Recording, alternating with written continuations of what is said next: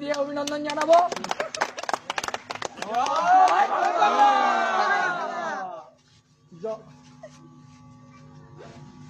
ধন্যবাদ। আমরা ক্ষমতায় আছি, ক্ষমতায় থাকবো। কিসের বিএনপি?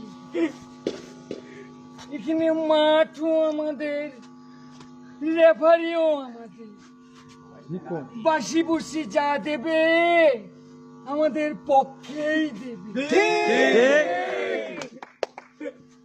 ক্ষমতায় আসি তো, যাইনি তো।